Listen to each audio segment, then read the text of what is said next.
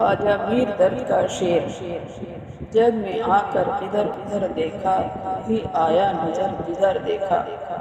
ارض و سما کہاں تیری وسعت کو پا سکے، میرا ہی دل ہے وہ جہاں کہ تو سما سکے۔ پاکیزہ عشق بازی کا مطلب ہے کہ مجازی عشق رومانی تعلقات کے ساتھ ہو اور اس میں خواہشات کا دخل نہ ہو۔ میر تقی میر اسی رنگ کے بادشاہ ہیں۔ دل وہ نگر نہیں جو پھر آباد ہو سکے، پچھتاؤ گے سنو یہ بستی اجاڑ کے۔ دہلی کی داخلی شاعری کا کام ایسے گہرے دلی جذبات کو زبان پر لانا ہے جو ایک دل سے نکلے اور دوسرے دل تک پہنچے۔ ایک دل سے نکلے اور دوسرے دل میں نشتر کی طرح اتر جائے۔ ولی حاتم میر، درد میر حسن مصفی وغیرہ نے اسی طرح کے موضوعات پر کافی محنت کی۔ ایسا عشق جس میں فرض کر لیا جائے کہ محبوب کا وصال ناممکن۔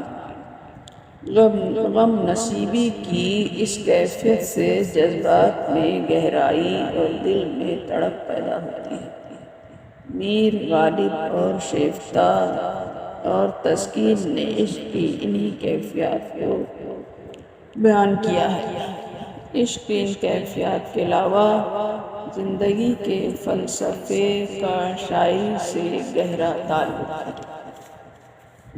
تصوف ایک اخلاقی فلسفہ ہے اور چونکہ اس کی بنیاد دل کی صفائی اور خدا کی محبت ہے، اس لیے بلندی اور پاکیزگی قدرتی طور پر پائی جاتی ہے۔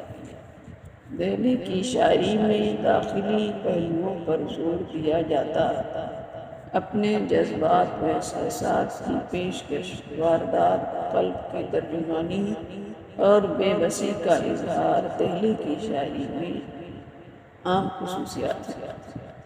دہلی کے شاعروں کا محبوب پردہ نشین ہوتا تھا سوائے مومن کے۔